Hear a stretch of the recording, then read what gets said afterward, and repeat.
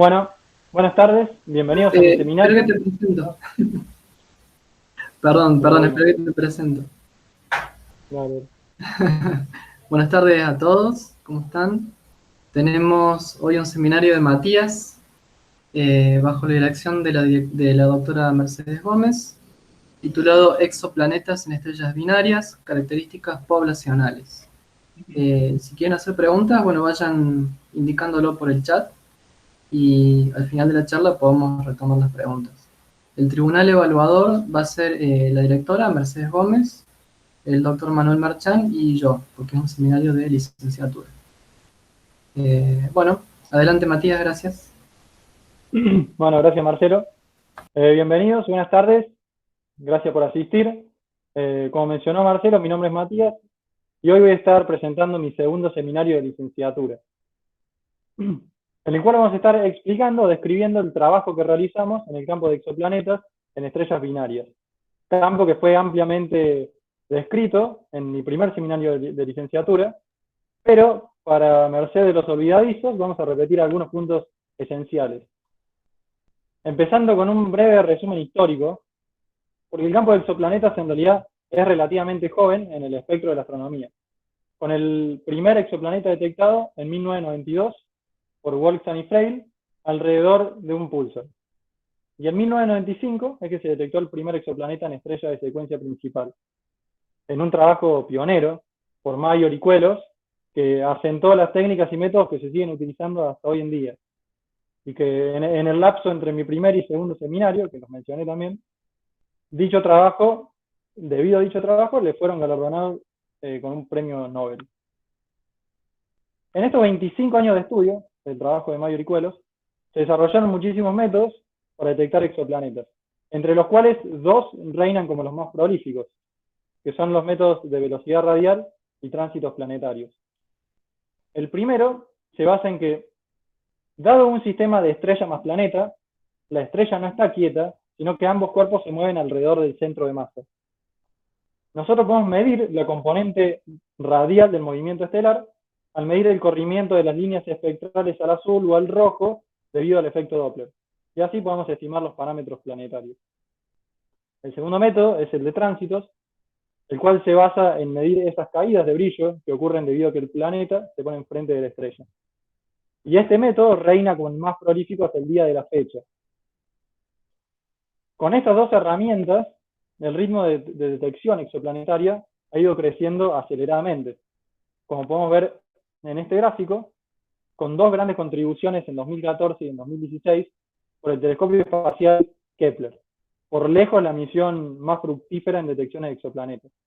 Era un telescopio espacial que observaba únicamente con tránsitos. Hoy en día, la cantidad de exoplanetas confirmados supera los 4.000. Y si bien parece como que estamos agotando la cantidad de exoplanetas detectables desde Tierra, realísticamente con la tecnología de hoy en día, en realidad estamos equivocados. Como mencionamos, más de la mitad de estos exoplanetas fueron descubiertos por la misión Kepler, que miraba a una sola dirección específica del cielo.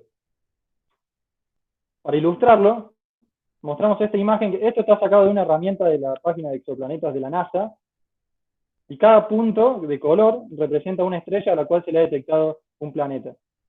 Si nosotros hacemos zoom para afuera, lo que vamos a empezar a notar es que hay una dirección muy específica en la cual están concentrados la mayor parte de las detecciones exoplanetarias, que corresponde particularmente a las detecciones por la misión Kepler que miraba en esa dirección específica. La rama que se extiende hacia la derecha en realidad corresponde a los planetas detectados por el método de microlensing, que no vamos a entrar mucho en detalle, pero es un método que se beneficia en observar en regiones del cielo que tienen altas densidades estelares, como puede ser el centro galáctico. Si miramos a la dirección a la que miraba Kepler desde Tierra, hacia el cielo, podemos ver la diferencia de densidad en detecciones, y cómo es solo una pequeña porción del cielo que tiene esa escala de detecciones.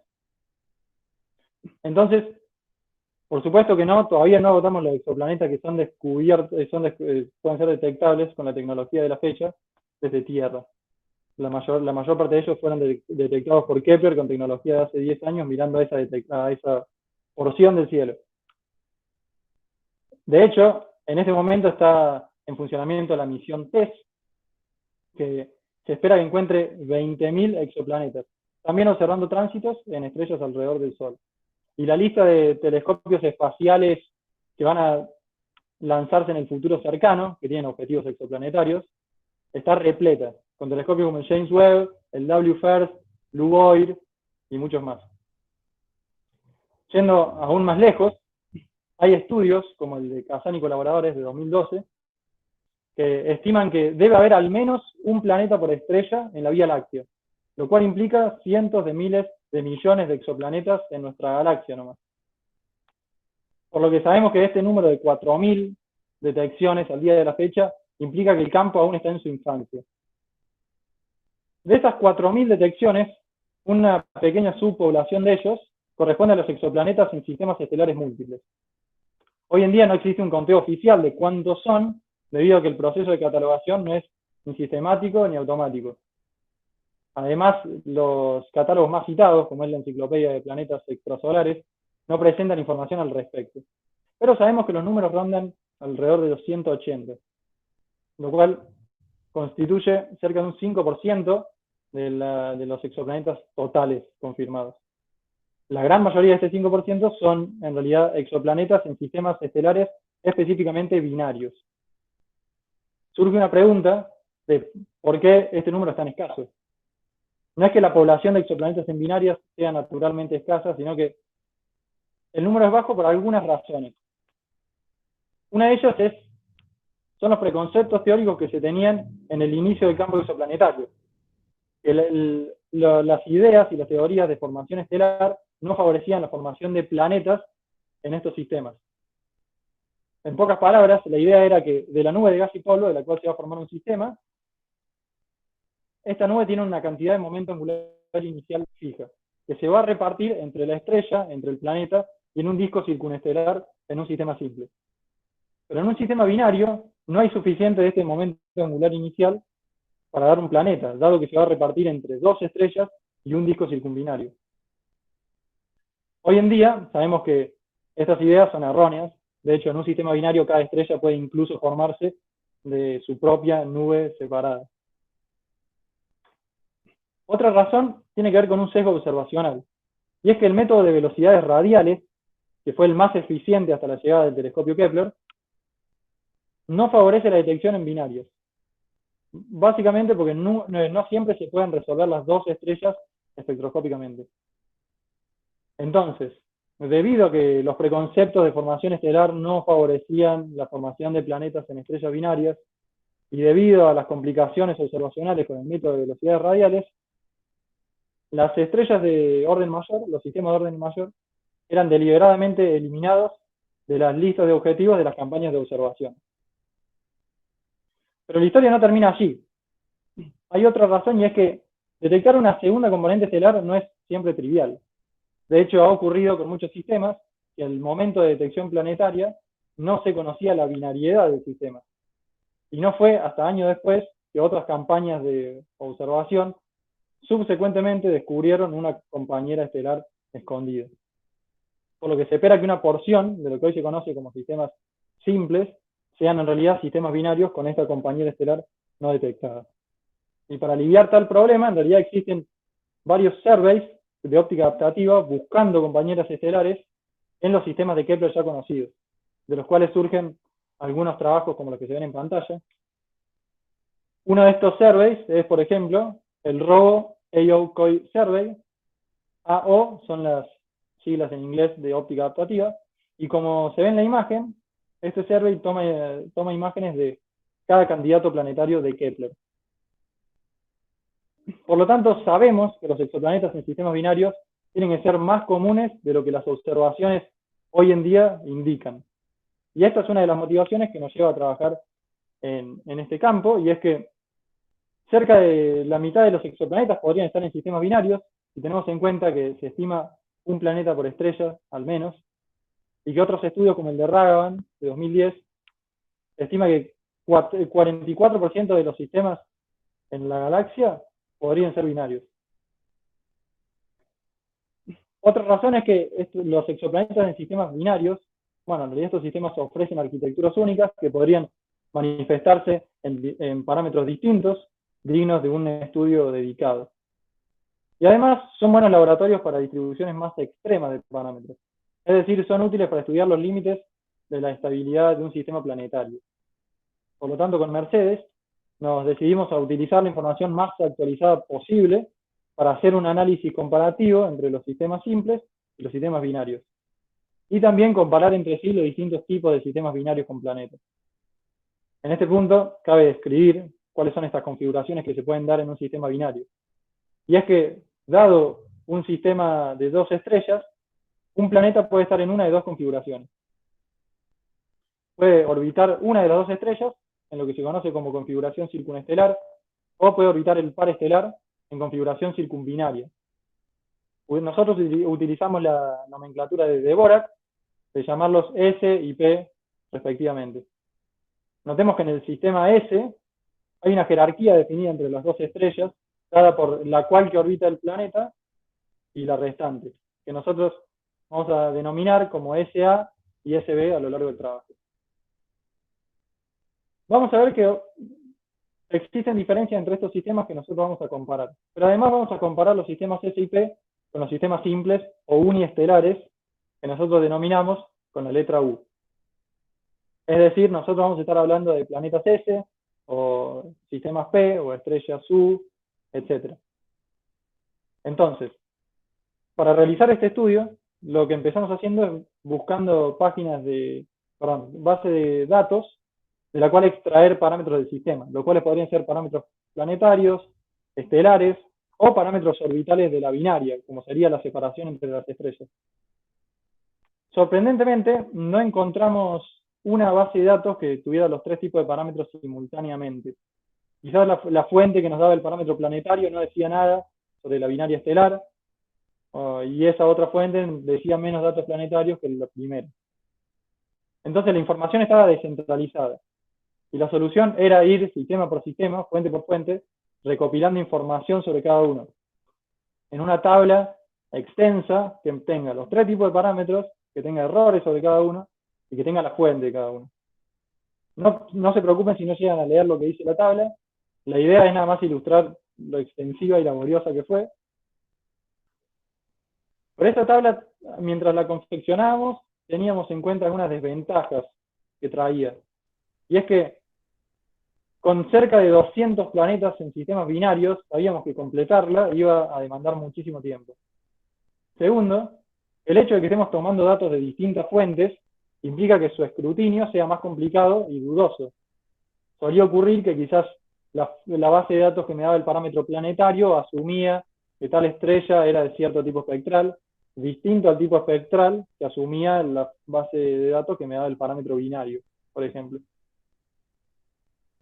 Además, al bajar los datos para manejarlos en un entorno tal que sea útil para la etapa del análisis, nos dimos cuenta de que una simple tabla bidimensional, como son las de Excel, no favorecen la diversidad de arquitecturas que se pueden encontrar en los sistemas binarios, para, por ejemplo, poder separar los distintos tipos de sistemas y graficarlos con distintos colores en un gráfico de puntos. Esto se vuelve aún más difícil en sistemas complejos, donde existen distintas jerarquías que hay que tenerse en cuenta.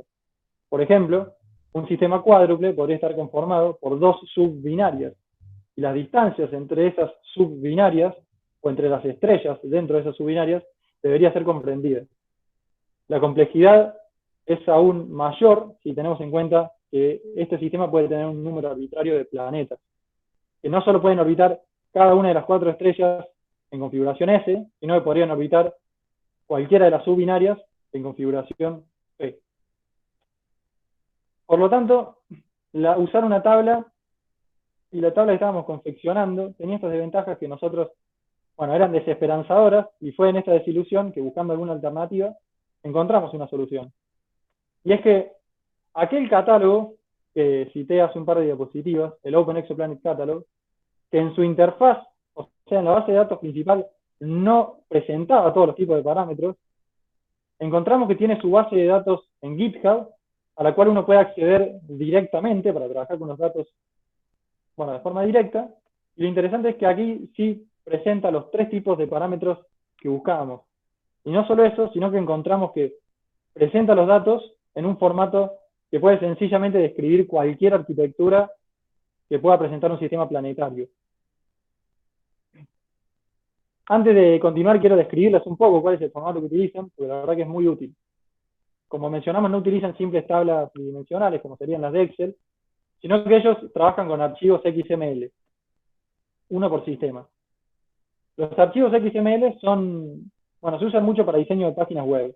Básicamente son archivos de texto que tienen la peculiaridad de que pueden definir eslabones o jerarquías. Básicamente datos dentro de datos que te permiten trabajar con carpetas. Estos archivos son sencillamente accesibles con Python para manejarlos y trabajar. Entonces yo, por ejemplo, puedo acceder a este archivo, acceder en sistema y guardar el parámetro del sistema, como por ejemplo la distancia. Luego puedo acceder a estrella, guardar el parámetro estelar, luego acceder a planeta y repetir el paso. Obviamente que este es un ejemplo muy simplificado, un archivo real en realidad tiene una mayor cantidad de datos. Pero para explicar didácticamente las jerarquías de los sistemas, que es lo que nos interesa explicar, obviemos los datos y pensemos solamente en los accesos, en los eslabones. ¿Por qué? Porque viendo la disposición de estos accesos es que yo puedo describir el sistema. Por ejemplo, ¿qué te alrededor de ese sistema planetario más simple que podemos encontrar? ¿Cómo sería el archivo de un sistema binario meta? Bueno, este es el archivo gamma cefeida, el sistema binario, y podemos ver que en el mismo se agregó un nuevo elemento que se llama binaria, de la cual surgen o nacen 2 accesos que son las estrellas. Y adentro de una de esas estrellas hay un planeta. Lo interesante es que yo no solo puedo describir el sistema viendo el archivo, sino que puedo distinguirlo. Porque viendo la disposición de los elementos, yo sé que este es un sistema específicamente de tipo S. En términos de sistemas binarios con planeta, también podríamos tener un sistema de tipo P, como mencionamos, en la cual el planeta no orbite ninguna estrella en particular, pero que siga ligado al sistema binario. Entonces, el proceso de distinguirlos y clasificarlos es una tarea sencilla que puede automatizarse a través de Python. Por ejemplo, yo accedo a un sistema arbitrario, al archivo de un sistema arbitrario que yo a priori no sé de qué tipo es, y accedo en sistema. Luego accedo en binaria y exploro. Me fijo si inmediatamente de binaria nace un planeta. Si es así, entonces sé que el sistema es de tipo P. Si no nace un planeta, entonces sé que el planeta está en alguna de las estrellas y ya sé que el sistema es tipo S. Yendo aún más lejos, puedo revisar cada estrella y distinguir cuál es la que alberga el planeta, o sea, cuál es SA y cuál es SB. Pero la complejidad de los sistemas puede ir aún más lejos, como ocurre, por ejemplo, con el sistema de 55 Cancri, que es un sistema binario, donde una de las estrellas alberga 5 planetas en configuración S. De nuevo, estos archivos son muy versátiles para estudiar sistemas complejos. Por ejemplo, el sistema HD 133-131, que tiene una cantidad distinta de planetas en cada estrella. O, ¿por qué no?, ir a sistemas de orden mayor, como es el sistema HD 4113, que es un sistema triple, que se puede pensar como un sistema binario, donde los componentes de este sistema binario son una estrella y una subbinaria.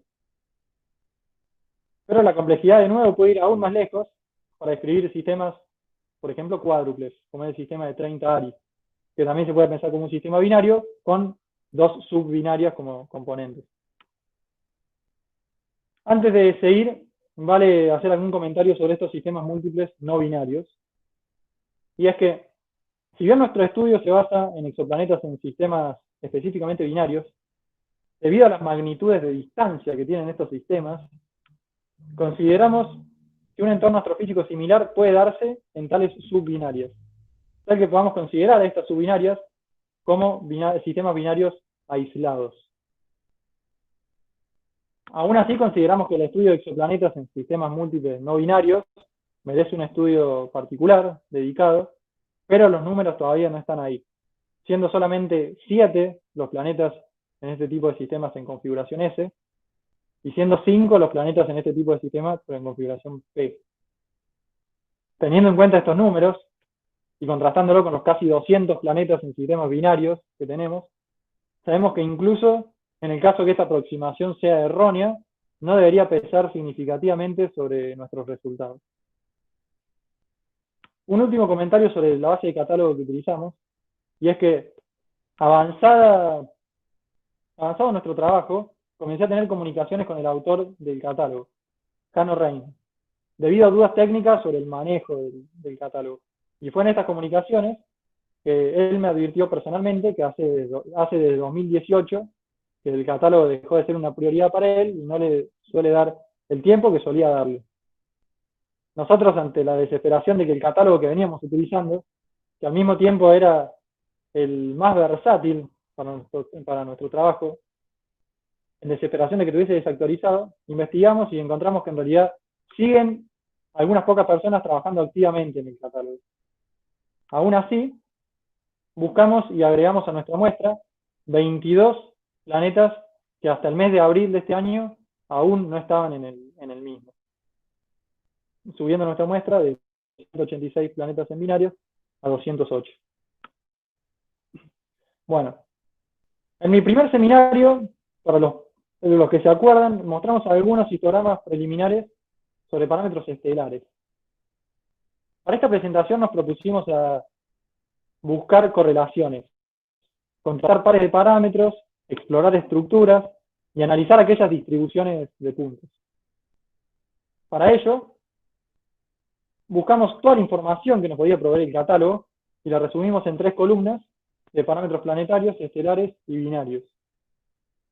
Ahora, el plan fue el siguiente. En vez de elegir 2 parámetros para contrastar, como serían masa planetaria versus metalicidad estelar, dejaríamos nuestro criterio de selección de lado y agotaríamos todas las combinaciones posibles para hacer una búsqueda exhaustiva con respecto a toda la información que nos puede dar el catálogo en términos de correlaciones de 2 parámetros. Lo cual suma un total de 276 gráficos organizados en 6 categorías, en base a qué tipo de parámetros estamos contrastando. Es decir, planetario-planetario, o binario-estelar, etc. Ahora, debido al alto volumen de gráficos que estábamos trabajando, la confección de cada uno debería ser automática, sin permitirnos detenernos en cada uno para ver que se vea bien, lo cual no es trivial. Como podemos ver en la pantalla, apenas confeccionamos los gráficos nos dimos cuenta que en muchos de ellos predominaba el espacio en blanco, como se puede ver, por ejemplo, en estos gráficos, que después mejoran una vez que aplicamos un método de límites automáticos. Este espacio en blanco era debido a pocos outliers que no eran de interés. Y para solucionarlo, desarrollamos este método completamente heurístico, a forma de prueba y error, que parece funcionar bastante bien. Para ilustrarlo, veamos el primer gráfico. Este es un gráfico ficticio, no corresponde a ningún parámetro en particular, pero si nosotros partimos de un gráfico que tenga distintos grupos de puntos, como podrían ser planetas S y planetas P, lo que hacemos es calcular la media y la desviación para cada grupo. Luego, creamos cajas alrededor de cada media que se alejen 2 desviaciones. Y seleccionamos los puntos que están adentro de estas cajas. Ahora, a estos subgrupos les volvemos a calcular la media y la desviación estándar y volvemos a crear cajas alrededor de estas nuevas medias, alejándonos 4 desviaciones. De estos rectángulos, bueno, tomamos las cotas que crearían la caja de área máxima y tomamos esta área como los nuevos límites. ¿Por qué en el segundo paso nos alejamos 2 desviaciones y por qué en el tercer paso nos alejamos 4? Sencillamente porque jugamos con muchos valores y estos son los que funcionan mejor. El método es completamente heurístico. También nos aseguramos de que cuando estos límites automáticos daban menor o igual a 0 en escalas logarítmicas, forzamos un límite de 0.01, asegurándonos que no se requiera más precisión que esa en las magnitudes. Bueno, ya extensivamente descritas las herramientas, podemos empezar a mostrar los gráficos. Ahora, como mencionamos, confeccionamos 276 gráficos, y mostrarlos a todos no sería ni prudente ni productivo. Así que vamos a ver algunos por arriba. Por ejemplo, estos son los gráficos PP, es decir, planetario-planetario. No se preocupen si no llegan a ver los ejes o si no entienden a qué corresponden los colores de puntos. La idea de mostrar estos gráficos es solo la de ilustrar el volumen de gráficos con el cual vamos a estar trabajando. Aún así, los gráficos PP no son tan numerosos, al menos comparándolos con, por ejemplo, los gráficos SP, que son 72, o por ejemplo, con los gráficos SS, es decir, estelar-estelar, que son 66. Ahora, algo que notamos al confeccionar estos gráficos es que hay una sección, que es esta, que está plagada con correlaciones lineales. Esta zona se debe a las correlaciones entre las magnitudes. Y en todos los gráficos estelares y binarios encontramos una sección que está plagada por estos gráficos que a simple vista no nos dicen nada. Así que lo que hicimos fue, debido a que consideramos que el resto de los parámetros tienen más para decir, y a fin también de aliviar el número de gráficos, eliminamos los parámetros de magnitudes y nos quedamos con el resto, reduciendo el total de gráficos de 276 a unos meros 91. Nada más. Ahora sí, ya vamos a empezar a hablar de los resultados. Primero que nada, notamos que los resultados vienen por dos lados. En primer lugar, vamos a hablar de algunas estructuras interesantes que encontramos en ciertos gráficos, y más tarde vamos a comparar distribuciones de distintos tipos de puntos o sistemas. Empezando por las estructuras interesantes que encontramos, tenemos este gráfico SS, donde graficamos masa estelar versus radio estelar. Notemos que este es un gráfico de parámetros estelares, por lo tanto cada punto corresponde a una estrella. Una estrella SA pintada en amarillo, una estrella SB en azul, en rojo son las P y en gris son las U, los sistemas simples que no forman parte de sistemas binarios. Bueno, como podemos ver, este gráfico de masa versus radio nos reproduce la secuencia principal, lo cual nos da un indicio de que los gráficos parecen estar funcionando bien. Otra confirmación de que los gráficos funcionan bien viene si analizamos este gráfico BB de semieje de la binaria versus periodo de los sistemas estelares binarios. Que notemos que vienen en dos grupos, los sistemas estelares binarios S o los P. Bueno, en este gráfico podemos ver que la tercera ley de Kepler se sigue cumpliendo. Además, en el gráfico de densidad de la derecha podemos notar cómo los sistemas circunbinarios son más extensos que los sistemas circunestelares, en amarillo, son más extensos que los sistemas circunbinarios, los P. Esto es debido a que cualquier sistema circunestelar, cualquier sistema S, que sea muy compacto, sería un ambiente gravitacionalmente caótico para un planeta. En cambio, los sistemas P no pueden ser muy extendidos debido a que la órbita estelar está acotada por la órbita del planeta. Bueno, ya vimos algunos parámetros estelares y binarios, vemos algún planetario, como es por ejemplo este gráfico de masa versus radio, que los que asistieron a la charla de Cuelos el viernes quizás se acuerdan un poco, pero nosotros en este gráfico utilizamos los mismos colores que veníamos utilizando, amarillo para planetas S, rojo para planetas P, gris para planetas U. Notemos que el eje de masas está en masa de Júpiter, pero en el eje superior pusimos las denominaciones de cada dominio, empezando por los parámetros terrestres, en la primera parte, aunque en este gráfico parece como que en realidad los planetas pequeños son escasos, esto es solo debido a que para medir las masas se utiliza el método de velocidad radial. Ahora, notemos que la misión Kepler, que fue, como mencionamos, la más fructífera en detecciones de planetas, observaba con tránsitos. Y de hecho, la mayor cantidad de planetas que observó son supertierras o mini Neptunos, es decir, planetas en esta región. Pero Kepler observaba con tránsitos, no con velocidades radiales, y por lo tanto pocos de esos planetas tienen masas medidas y no aparecen en este gráfico. Aún así, entre los planetas rocosos que aparecen, podemos ver que forman una recta estrecha hasta llegar a la región de las supertierras o mini Neptunos, región donde esta gran pendiente implica que un pequeño incremento en masa se traduce a un gran incremento en tamaño. Se cree que en esta zona es en realidad la atmósfera la que crece rápidamente. De hecho, también se cree que en esta zona en realidad es la transición entre planetas rocosos y gaseosos. Aunque este punto de transición está todavía un poco discutido. Pero autores como Fulton y colaboradores, en un trabajo de 2017, estiman que cerca de un radio de 1.6 radios terrestres, que sería alrededor de este codo, cerca de este codo, los planetas más masivos requieren en realidad son principalmente de baja densidad y requieren de una capa gaseosa extendida para explicar simultáneamente sus masas y sus radios. Pero bueno, si continuamos con la curva, pasamos por las masas saturnianas hasta llegar a las masas de Júpiter, donde vemos que un incremento en masa ya no implica un incremento en radio.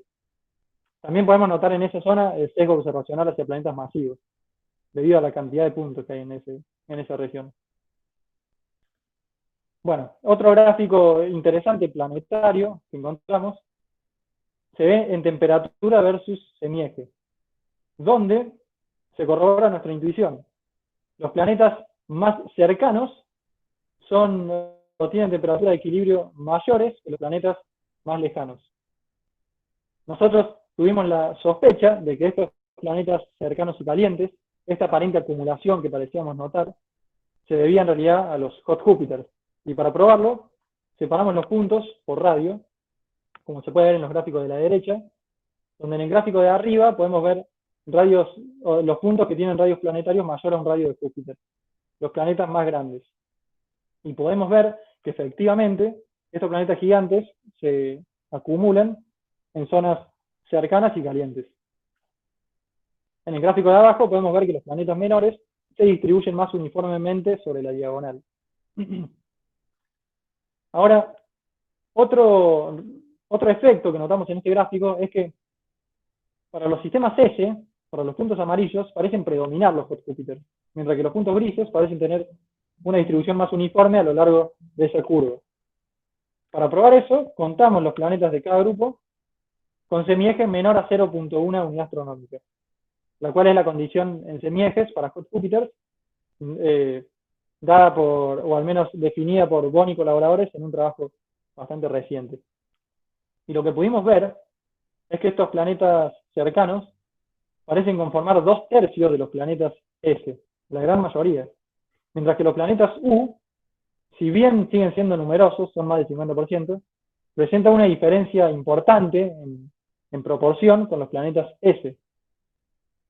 Esto nos podría decir que los sistemas S son en realidad más propensos para generar hot Júpiter que los sistemas U. Aunque ya vamos a volver en este resultado y ver que no es tan sencilla la historia.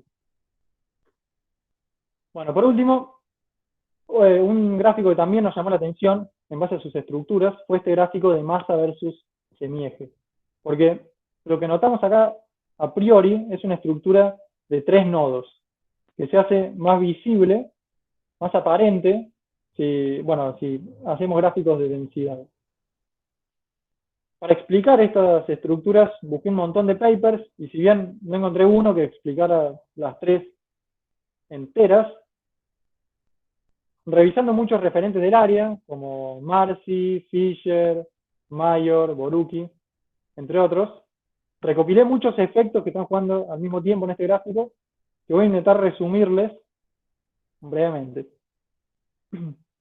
Comenzamos notando que, lo que ya venimos hablando de la misión Kepler, que fue la más eficiente, la que más detecciones ha acumulado, y la misión Kepler observaba con tránsitos, que el tránsito es un método sesgado hacia planetas con bajos semiejes. Esto es porque un planeta que tenga un semieje chico tiene una mayor ventana de inclinaciones en las cuales el tránsito puede ser observado. En cambio, un exoplaneta con un semieje extendido, con un semieje alto, tiene una menor ventana de inclinaciones observables. Por lo tanto, estadísticamente las observaciones van a ser más escasas. Aún así, en este exceso de planetas con semiejes altos, con semiejes bajos, perdón, se puede ver un déficit en esta zona, que si bien no está comprendido completamente al día de la fecha, se cree que tiene que ver con la acreción rápida de gas. Un efecto en el cual algunos autores, ellos argumentan de que un planeta puede llegar a 15 masas terrestres y luego sufre esta acreción rápida de gas, principalmente en la atmósfera, que lo lleva directamente a masas saturnianas o jovianas. Si nosotros vamos a semiejes más altos, el método que empieza a dominar es el método de velocidades radiales, cuya eficiencia está definida por una combinación entre masa y semieje. Esa eficiencia se manifiesta como esta cota diagonal, que se puede ver en el gráfico, que está parametrizada por la precisión del método, que hoy en día es de alrededor de 1 metro por segundo. Ahora, esta cota diagonal me llevó a pensar que el método debería ser igual de eficiente sobre diagonales paralelas a esa cota, pero eso no es lo que se ve. Lo que se ve es que hay un gran exceso arriba a la derecha. Bueno, lo que ocurre en realidad es que es difícil juzgar densidades en escala logarítmica, porque una densidad uniforme en escala lineal se deforma hacia valores altos en escala logarítmica, como ocurre en este gráfico. Ahora, siguiendo este razonamiento de la escala, deberíamos ver poca densidad de planetas abajo a la izquierda, en valores bajos, pero esto no es lo que se ve. Bueno, en realidad recordemos que ese exceso que se ve abajo a la izquierda es debido a las numerosas contribuciones de Kepler y nada más. Por último, en masas altas tenemos este déficit alrededor de, o entre semiejes de 0.1 y 1 unidad astronómica, que se cree que es debido a migración planetaria. Un efecto por el cual un planeta puede reducir significantemente su eje, su semieje, de varias unidades astronómicas a centésimas nomás. Este efecto es el que se utiliza para explicar, o se está intentando utilizar para explicar los hot Júpiter, que son planetas gigantes muy cercanos a la estrella, en regiones donde en realidad los modelos de formación planetaria no permiten que se hayan formado, porque el disco protoplanetario que lo forma no tiene un largo tiempo de vida en esa región cercana a la estrella. Entonces lo que se cree es que se formaron afuera y luego migraron hacia adentro. Los mecanismos que provocarían esta migración, en términos básicos, pueden ser interacciones del planeta con el disco o efectos de marea entre la estrella y el planeta, en grandes rasgos. Este gráfico es muy importante para los modelos de formación planetaria debido a todos los efectos que están jugando. Y debido a que es muy importante, nos propusimos estudiar las proporciones para los distintos planetas S y U en los 3 nodos, que vamos a denominar planetas menores al nodo de los planetas menos masivos, Júpiter fríos para los planetas masivos y lejanos, y Júpiter calientes para los planetas masivos y cercanos. A la derecha podemos ver la proporción de planetas en cada nodo. Y notemos que nosotros, en realidad, un resultado que esperábamos era que en los planetas tipo S predominen los Júpiter calientes, debido al análisis que habíamos realizado hace unos momentos en el gráfico de temperatura y semieje. Lo que ocurre en realidad es que nosotros lo que habíamos visto es que predominaban los planetas cercanos y calientes. Y teníamos evidencia para creer que estos planetas cercanos y calientes eran también gigantes, o sea, Júpiter calientes. Lo que este gráfico nos está diciendo es que en realidad esta población de planetas cercanos y calientes se divide en grandes y chicos. Entonces, nuestra hipótesis inicial de que los sistemas S son distintos a los U en el hecho de que son más propensos para generar Júpiter calientes es errónea, se refuta. De hecho, lo que encontramos con este gráfico es que los sistemas S y U son más similares de lo que pensábamos, teniendo proporciones afines en cada nodo. Incluso conservan el mismo orden en cada nodo. Es decir, para ambos tipos de planetas, los Júpiter fríos son los más frecuentes y los planetas menores son los últimos. Para los planetas de tipo P, los puntos rojos, decidimos no realizar esta comparación debido a que la escasez de la muestra, es evidente a simple vista y no considerábamos justo compararlos con las muestras de sistemas S o U. Pero bueno, ahora pasamos a la segunda parte de los resultados, que viene por el lado de comparación de distribuciones. ¿A qué nos referimos con comparación de distribuciones? Bueno, dado dos conjuntos de datos, puede surgir la pregunta de si provienen de la misma distribución subyacente o si provienen de distribuciones distintas. Por ejemplo, un grupo de investigación puede preguntarse si tomar Coca-Cola daña tu rendimiento académico. Para probarlo, toman un examen y analizan las notas de los niños, separándolas entre aquellos que no tomaron Coca-Cola y los que sí. Afirmar que existe una diferencia entre estos grupos es afirmar que provienen de distribuciones distintas. En lenguaje estadístico apropiado, la pregunta sería, ¿podemos refutar la hipótesis inicial de que ambos grupos de datos provienen de la misma distribución? Bueno, para realizar esta prueba de hipótesis, es que existen muchísimas herramientas. Nosotros, en particular, utilizamos el test Kolmogorov-Smirnov, que no vamos a explicar detalladamente, pero mencionamos algunos grandes rasgos, y es que si nosotros, bueno, dado dos conjuntos de datos, si aplicamos el test KS, nos va a devolver un estadístico que es el p-value. Con este estadístico nosotros podemos jugar la comparación de las distribuciones. Por ejemplo, si el p-value es menor a 0.05, rechazamos la hipótesis nula con significancia del 95%. Y si notamos una diferencia entre ambos grupos.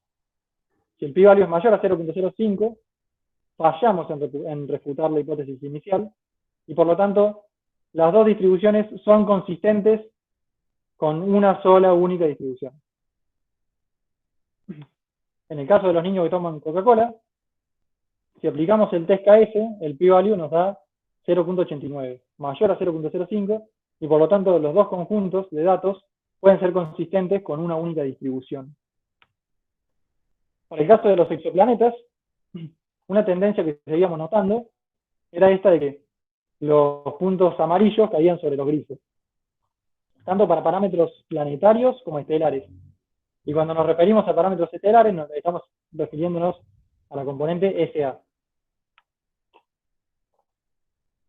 Ahora, este resultado no es trivial, y de ser así, podría tener implicancias para los modelos de formación estelar y planetaria, tanto para sistemas binarios como para sistemas simples.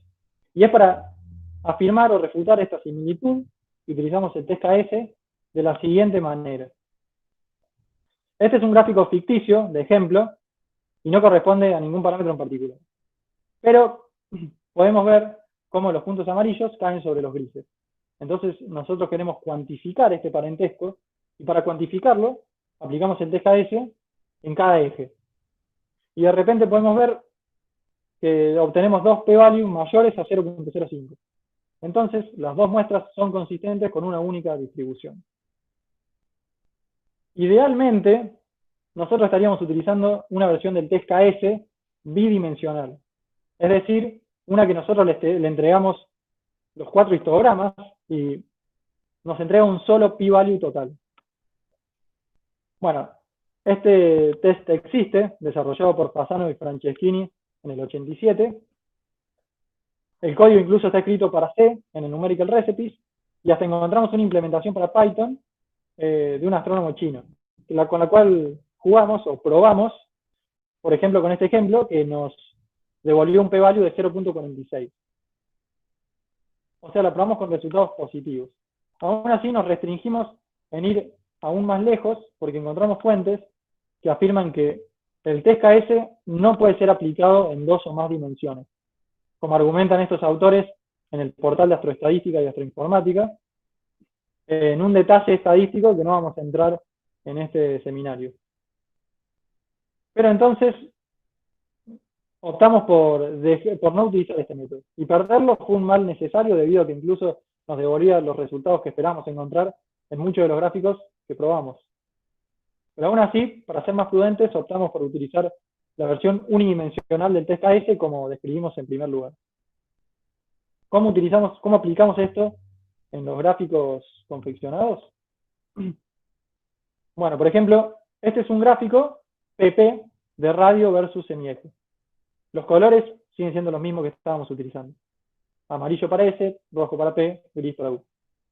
Notemos que se puede ver, quizás muy a simple vista, una estructura parecida a la de los tres nodos, lo cual es así porque este gráfico es análogo al de los tres nodos. Y de nuevo volvemos a ver esta tendencia de que los puntos amarillos caen sobre los grises. Y para cuantificarlo utilizamos el test KS y efectivamente vemos que las dos muestras son consistentes con una única distribución.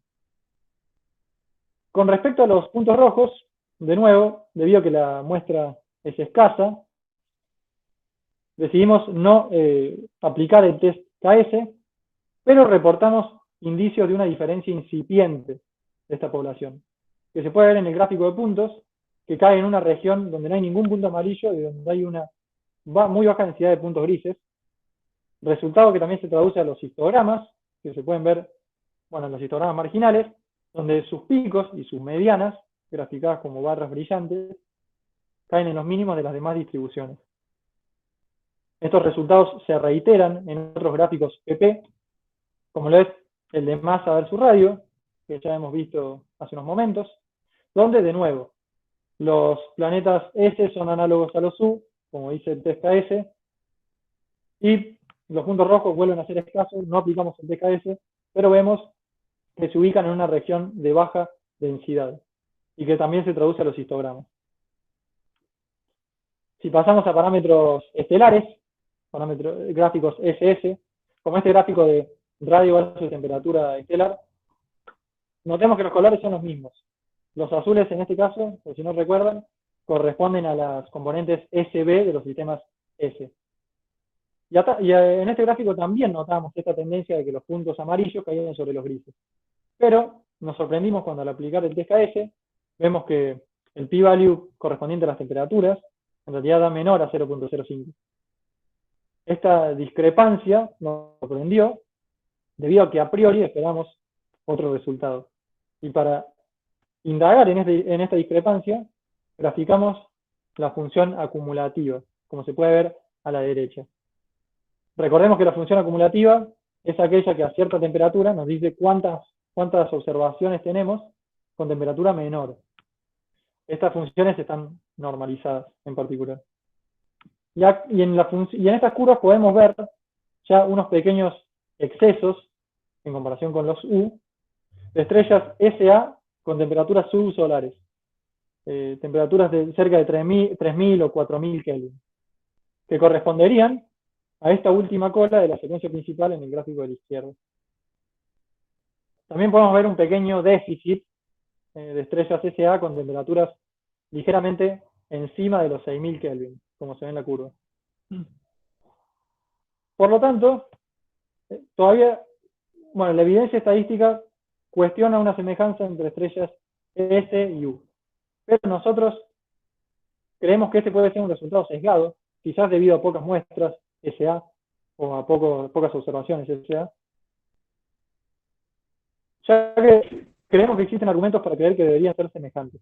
Por ejemplo, si nosotros analizamos las medianas en cada eje, las medianas grises y amarillas para S y U, notamos que son casi indistinguibles, como se hace visible en la tabla a la derecha y como se hace visible en los histogramas a la izquierda. Recordemos que las medianas están graficadas como barras brillantes, que para los histogramas grises y amarillos parecen caer casi en el mismo valor, en ambos ejes. Mientras que para las medianas azules o rojas caen en valores visiblemente corridos, visiblemente distintos. Además, si nosotros analizamos otros parámetros estelares, tales como la edad y la metalicidad estelar, vemos que el test KS sí corrobora una semejanza entre las estrellas S y U. Y por último, hemos visto que los planetas S y U, amarillos y grises, son análogos.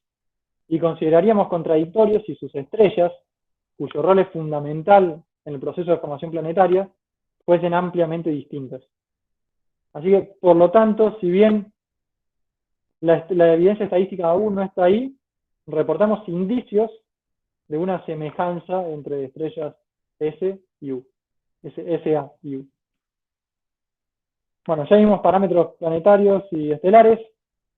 Podemos ver parámetros binarios en este gráfico BP, donde graficamos semieje de la binaria versus excentricidad.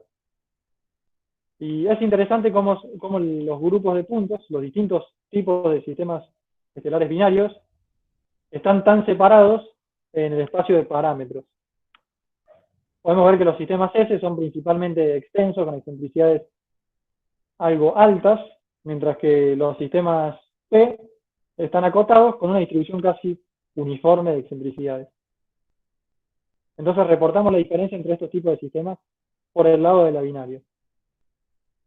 Estos resultados que obtuvimos sobre planetas, estrellas y binarias se corroboran o se reiteran en gráficos mixtos, como es, por ejemplo, el gráfico BP de semieje de la binaria versus semieje del planeta, donde volvemos a ver que los grupos de puntos están visiblemente separados.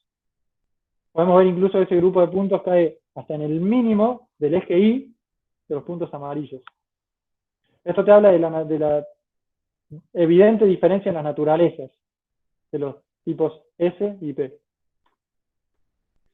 También se corrobora en otros gráficos mixtos, como por ejemplo este gráfico SP de masa estelar versus masa planetaria, donde se vuelve a corroborar una analogía entre los sistemas S y U, que viene dado por el TSKS, y también una diferencia entre los sistemas P y el resto, que se puede ver si aplicamos el TSKS entre los sistemas P y U, o si aplicamos el TSKS entre los sistemas P y S.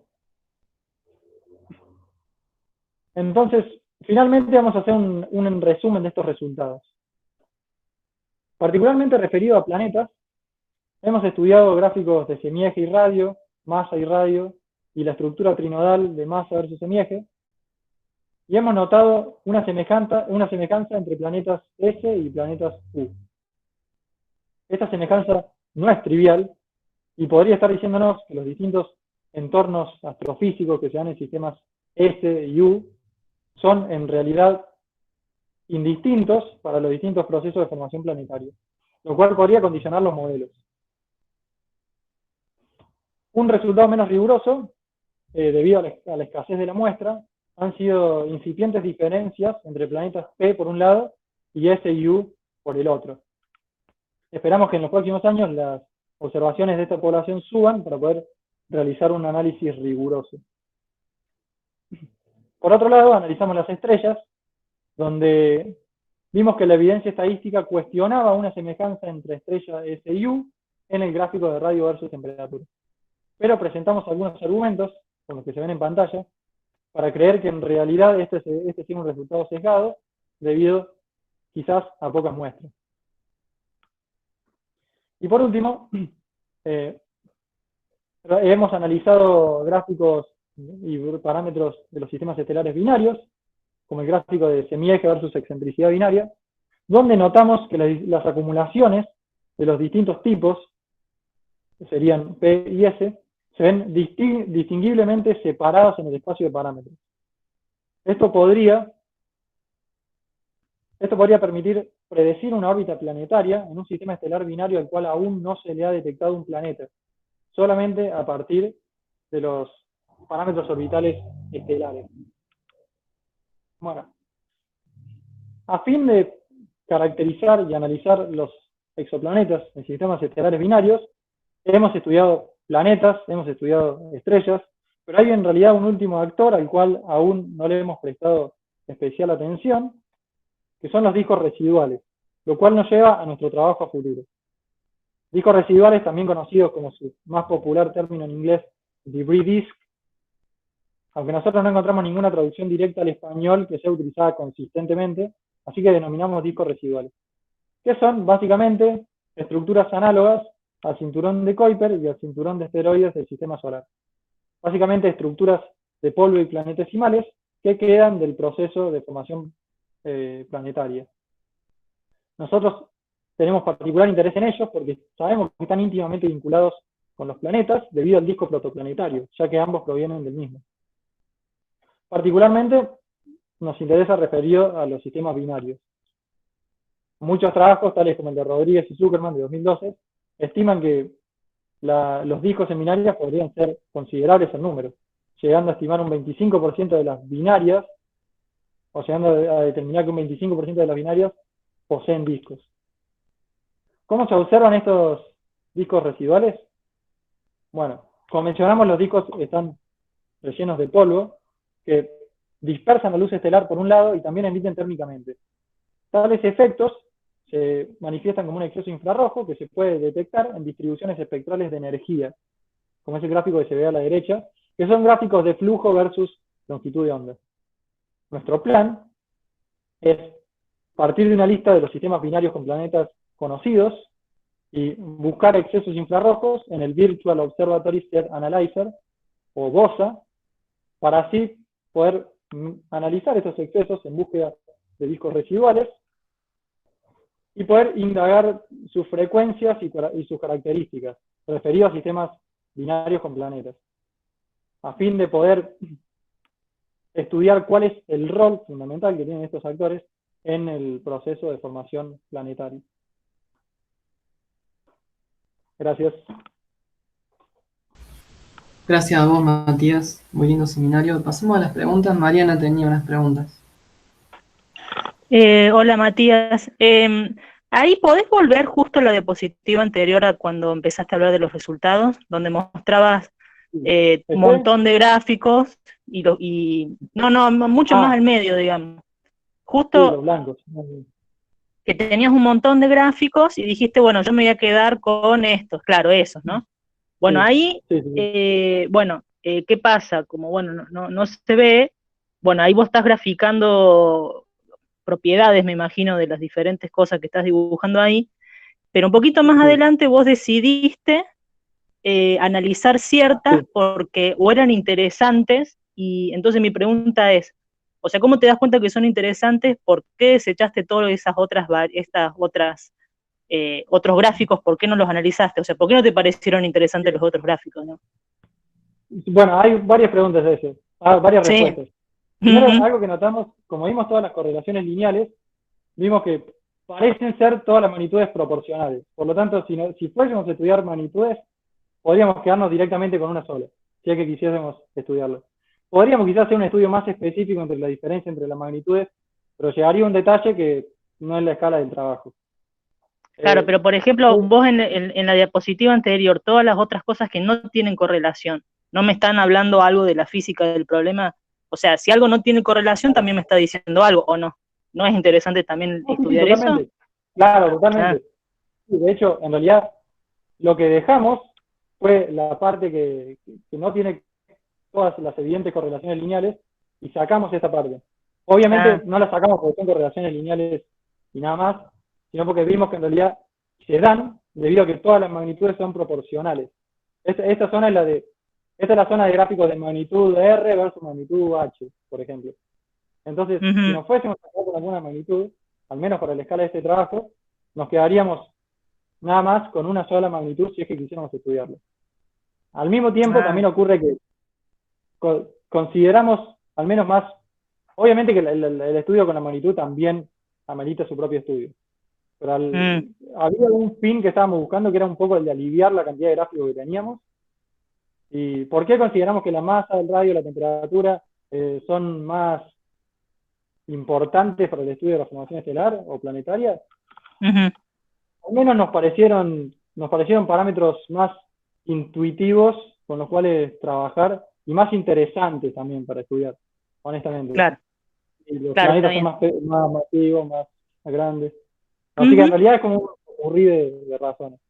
Claro, es como que, bueno, ahora en principio ustedes arrancaron por eso, pero no quiere decir de que después puedan ir analizando los otros gráficos para ver por qué no correlacionan o algo por el estilo. Y la otra pregunta, claro, y la otra pregunta que me quedó duda es, a ver, es como que a veces vos tenés sistemas que vos has medido, tenés un montón de puntos, entonces vos a eso le creés, porque vos decís, bueno, yo tengo muchos puntos, me fijo en el gráfico y digo, bueno, yo a esto más o menos le creo porque tengo estadística. Pero en aquellos que no tenés tantos puntos, a veces como hay una dualidad, porque vos decís, mira, acá tengo pocos puntos, pero que esto que pasa, estoy seguro que es así, pero no estoy seguro. Entonces, ¿Cómo vas a manejar eso, digamos, cuando tenés pocos puntos? No, la realidad es que un resultado en base a una muestra de pocos puntos no es Claro, estadísticamente significativa. Yo claro. podría presentarlos, pero no tendría valor quizás. Entonces, lo que nosotros reportamos, por eso hacemos en realidad una diferencia entre los Ujú, resultados más rigurosos, claro. o sea, por Ah, ejemplo, el ajá. resultado de arriba y los de abajo, que son indicios. Vemos pocos puntos Claro, que se acumulan ahí. No hacemos TKS porque nos parecería sacrilegio hacerlo con 4 puntos. Así que claro, reportamos indicios, que serían expandibles con una muestra mayor. claro. Bueno, dale, gracias, Matías. De nada. Gracias, Mari. Cintia tenía una pregunta, pero dice que está sin micrófono. Así que su duda es que no le queda claro si la similitud entre estrellas S y U es solo para los tipos SA. Y Claro. si es el caso, si podrías comentar, Matías, un poquito más sobre las SB. Sí. No, sí, sí. O sea, nosotros lo que notamos particularmente es que las SB siempre estaban corridas. De hecho, yo los saqué, los SB de ciertos gráficos. Por ejemplo, en este gráfico que es SP, podría también estar graficado los puntos azules, que serían las SB, y que en realidad muestran que siguen más las estructuras de las estrellas P que las S o las U. No las puse porque este gráfico ya está bastante repoblado, así que las saqué. Pero por ejemplo, en otros gráficos como el de la secuencia principal, se puede ver como incluso las medianas o los mismos histogramas están muy corridos y tienen formas de distribuciones muy distintas. Obviamente acá también está el tema del viñado y las muestras tienen distinto tamaño. Pero por ejemplo, incluso en las medianas, ya acá estoy trabajando con los gráficos que puse en la presentación. Si tuviese más gráficos, la verdad podría completar un poco más. Pero por ejemplo, en estas medianas que graficamos, se puede ver la diferencia. Por ejemplo, las medianas de las temperaturas para la SB son de 4000 Kelvin. Y las S, A y las U son las dos solares. Entonces, en realidad eso es una tendencia que se repite en muchos resultados. Quizá tiene sentido. La estrella, todavía no me quiero meter esto porque no es un resultado que hayamos eh, obtenido, pero quizá implica que las estrellas que que albergan planetas son más parecidos entre sí, como son la SA y la U, que ambas albergan planetas. Tienen radios parecidos, masa parecida, y la SB no alberga planeta, quizás por eso, porque es naturalmente distinta. Eh, la estrella que tiene el planeta es más masiva, caliente y grande, exactamente. Sí, eso algo había mencionado en mi primer seminario, que fue hace un año, así que no culpo a nadie, pero se da que las estrellas SB son en promedio subsolares y las estrellas SA son en promedio solares, y muy parecidas a las U, que también son en promedio solares. En cambio, las P, por ejemplo, ya que estamos, y es un resultado interesante, las P, que no hay jerarquía entre ambas, son las dos similares y ligeramente subsolares, al menos distintas que las SA y las U.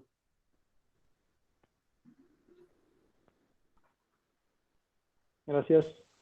Bueno, gracias Matías, gracias a vos, Cintia, por preguntar. Yo tenía una preguntita, mientras tanto, si alguien más tiene preguntas, puedo ir avisando o abriendo el micrófono. Yo te quería preguntar si probaron normalizar las variables, porque eso puede dar lugar a que parezcan estructuras diferentes. No probamos normalizadas variables. De hecho, apenas me lo decís, no entiendo exactamente qué implicaría. Ah, quizá para estudiar las distribuciones. O sea, también con los parámetros normalizados. No, la verdad que ni lo consideramos, pero No, porque en general, podría. claro, cuando hay muchos parámetros y que ocupan distintos rangos, distintos órdenes de magnitud, etcétera, una práctica común es normalizar las variables, de tal forma que, por ejemplo, una variable que tiene valores grandes, no la consideras diferente que una que tiene valores chicos. ¿Me entendés? Sí, igual, claro, pero la forma no sería similar. Va, al menos yo estoy pensando en gráficos de puntos. Sí, sería Eh, similar, sí. Sí, Claro. sí, cuando Puede vos ser, acomodarla quedaría más o menos similar. claro. Y, otra cosa, ya que tenían muchos gráficos, Mm. eh, por ahí el coeficiente de correlación podría ser una herramienta cuantitativa para determinar parámetros correlacionados o no. No sé si eso pudiste Puede probarlo. ser. Y en realidad era la idea inicial. Yo, la idea inicial cuando dije, tenemos un montón de parámetros y vamos a hacer 300 gráficos, alguno voy a encontrar que tenga, o muchos de ellos van a tener correlaciones lineales nuevas o cosas así. En realidad lo que terminamos encontrando es que la mayoría de ellas eran más, eh, por ejemplo, como se puede ver acá, más manchones no tan exactamente correlacionados como yo esperaba encontrar, excepto algunos que eran la minoría, entre los cuales, bueno, fueron los que seleccioné para mostrar en el seminario. Pero supongo, igual creo que sí tendría un valor para otro trabajo similar, el de estudiar, analizar el parámetro de correlación de Pearson, quizás para todos los gráficos, sistemáticamente ordenarlos, etcétera. Totalmente. Ujú, claro.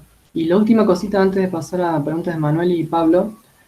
Mm. ¿Algún método de reducción de dimensionalidad probaste? No, no, Es pero cierto que siempre, perdés un poco de interpretabilidad, eso es cierto, pero podría ayudar. no, sí, totalmente. Es algo que siempre lo tuve orbitando en la cabeza en algún punto, pensando como, ojalá no tenga que hacer eso, pero no, sí, sí. Encontramos algunos resultados antes de hacer reducción de dimensionalidad y decidimos hablar sobre eso, pero no lo aplicamos. Siempre estuvo ahí colgado. Está bien, perfecto. Bueno, gracias. Manuel, ¿tenías una pregunta? Sí, una era casi igual que las tuyas desde el punto de vista estadístico. Y tengo otra Claro. de ignorante completo y mecánico celeste y Cristian está preguntando también. No entiendo por qué, a ver, sí, capaz que entendí todo mal, pero las órbitas de los planetas en los sistemas, ya no me acuerdo los nombres, S creo, o sea, Sí, el planeta está alrededor de una estrella. sí, En los S, esas órbitas son más grandes que los P. claro. O sea, lo que es más grande, creo que quizás te referís a este gráfico. A ver. Esto, Claro, ese esto y sería otro la, más que mostraste. claro. No, sí, es que esto está bien, porque imagínate que, o sea, esto lo que nos está diciendo es que los sistemas S, o sea, los semejantes entre Sí, las estrellas no pueden estar tan juntas, sí, lo cual está bien, porque imagínate si tenés el planeta ahí, en términos muy criollos, lo aplastás. O sea, si claro, las sí, sí, estrellas sí. están muy juntas, es caótico Ujú, gravitacionalmente. Entonces pueden, después de cierto punto, pueden ser más extensas que eso. En cambio, ujú, los sistemas P no pueden ser tan extensos, porque siempre que, mientras más extenso lo hagas, si estás hablando de un sistema P, va a tener un planeta orbitando afuera. Y como la fuerza de la gravedad va como R al cuadrado, inversamente proporcional, si el planeta está muy alejado, la interacción gravitacional es despreciable. O sea, no, claro, pero yo me imaginaba un escenario, una estrella, unas binarias casi de contacto, que para que el sistema sea más o menos estable, esto me estoy diciendo una intuición absoluta, eh, al ponerse más lejos el planeta, lo ve más como una masa puntual y luego tener órbita más estable mientras más lejos estás de esa binaria que están muy sí, pegadas. Entonces, eso por ahí ocurre, no entiendo por qué no habría órbitas grandes de planetas en estrellas binarias tipo P. claro. Bueno, en realidad sí, las estrellas, o sea, los planetas no pueden estar tan cerca de las estrellas. De hecho, un resultado que se ve es que los planetas P, esto al menos era un paper de 2015, no sé si cambió ahora, pero los planetas P, todos se acumulan en el límite de estabilidad. En realidad sería en la cota inferior del límite de estabilidad. O sea, no pueden estar más cerca que eso y no están más cerca que eso. Ujú, Todos están del límite de estabilidad, que sí debería ser más grande que en un sistema simple, como decís vos, si no me equivoco. ujú. No me fijé si el límite de estabilidad es más grande, pero debería serlo. Pero aún así, hay una relación de que el planeta tiene que estar, está bien. El límite de estabilidad es más grande, pero no puede estar tan grande porque la interacción gravitacional es despreciable. Ujú. Está bien. Eso nomás. Vamos, gracias. Gracias, Manuel. Gracias. Si me permitís, Pablo, que me parece que Cristian quiere hacer un comentario sobre este mismo tema. Cristian, por favor. Ahí está. Estuvo muy bueno, Mati, me gustó mucho el seminario. Solamente para que no quedara así en el aire, los planetas, todos estos que están detectados tipo P, ¿sí? Se detectan por tránsitos y es mucho más fácil detectar un planeta que está más cerca de la binaria porque tenés más probabilidad de detectar el tránsito. La probabilidad de detectar el tránsito va proporcional al semieje. Entonces, si estás más lejos, es mucho menos la posibilidad de detectar el tránsito porque deberías tener un tiempo de observación muy largo. Y sumado a ello, tenés que considerar de que el sistema esté en configuración que sea observable por tránsito para nosotros, ¿sí? Entonces, mientras más cerca esté el planeta, más fácil de detectar, y lo podés detectar con tránsito. Con velocidad radial, que sería la técnica alternativa para detectarlos, es muy complicado porque las binarias están tan próximas que no podés identificar bien las líneas espectrales, entonces no podés detectarlos a estos planetas. Era solamente eso como comentario final de lo que había dicho Mati. Sí, exactamente. Bueno, gracias, Cristian. Ahora sí, Perdón, pero pasemos con entonces Pablo con sería otra pregunta, por favor. el rojo y amarillo en este gráfico que estamos viendo, sería, habría mucho de vallas observacionales y ya no sería un, un efecto físico real. Sí, Sí, sí, sí, pero en hay este mucho, gráfico mucho de en bahía particular, observacional. igual este gráfico en particular es sobre los parámetros de la binaria estelar, lo cual no sufre tanto bias. El bias viene cuando hablamos de los planetas, como mencionaba Christian, que también mencionamos acá, que el método de tránsitos está sesgado hacia planetas cercanos. Está sesgado hacia planetas cercanos, por esto de que si tenés un planeta muy alejado, la ventana de inclinaciones observable es menor. En cambio, si tenés un planeta chiquito, tenés un mayor rango de inclinaciones, en lo cual el tránsito puede ser observado.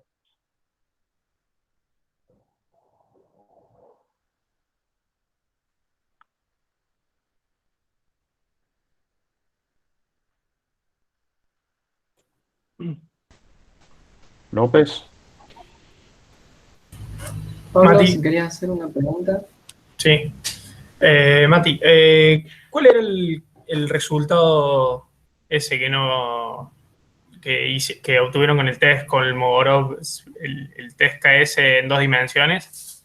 Que dijiste que era Ah, que no este, lo quería mostrar porque le tenía miedo y qué sé yo, pero que estaba bueno, que iba por sí, el lado de lo que ustedes pensaban. sí, sí. Hay dos trabajos principalmente que están citados como los que los desarrollaron, el test KS bidimensional. Este es uno de ellos, este es el más antiguo de ellos. Que nosotros estábamos re emocionados cuando lo encontramos, pero encontramos un montón de discusiones que lo explicaban en mucho detalle estadístico, que en realidad el test KS en 2 dimensiones es una mentira, por decirlo así. Básicamente, si recuerdan lo que es el test KS, mide las diferencias entre las funciones acumulativas. Usa como parámetro el máximo de la diferencia entre las dos acumulativas. Ahora, si vos tenés 4 acumulativas o acumulativas bidimensionales o tridimensionales o de orden mayor, existen muchas formas para ordenar estas funciones acumulativas de orden mayor y por tanto existen muchas distancias que uno podría tomar. Y no existe una sola, que es como tenés en el test KS unidimensional, que tenés las dos curvas y te fijas, este es el máximo de separación y listo. O sea, los argumentos van por ahí. Y antes de meter la pata dijimos, No, no, sí, nos quedamos con el otro. el motivo por el que lo usaron o lo dejaron de usar lo entiendo. Mi pregunta es, ¿cuáles eran los resultados? Porque cuando lo mencionaste dijiste que habían hecho el test en 2 dimensiones, que les había dado cosas que encima iban por el lado de lo que ustedes pensaban, pero que por las dudas no lo iba a poner. Sí, Yo te estoy pidiendo que me digas qué. sí. No, sí, sí. Lo que habíamos, particularmente lo que probamos fue esta analogía entre S y U, entre los puntos grises y amarillos. Y en la gran mayoría en la que decíamos intuitivamente son semejantes, nos daba mayor a 0.05. O sea que sí, corroborar este resultado de que los sistemas S o SA son similares a los U. O sea, planetas, estrellas. No me acuerdo si incluso en este de acá, no me acuerdo si el test KS en 2 dimensiones daba favorable para esta tendencia, para esta semejanza. Pero ese es el resultado principal que probamos. Tampoco vimos todas las relaciones. Claro. Bueno, muy bueno el seminario, Mati. Felicitaciones. Gracias. Bueno, gracias Pablo y gracias a todos por participar. Gracias a Matías de nuevo, muy lindo seminario. Ahora invitamos a los docentes a que se queden conectados para hacer sus contribuciones a la evaluación. Y bueno, a los demás, los invitamos al próximo encuentro de seminario virtual. Gracias. Gracias. Felicitaciones, muy lindo el seminario, Mati. Gracias.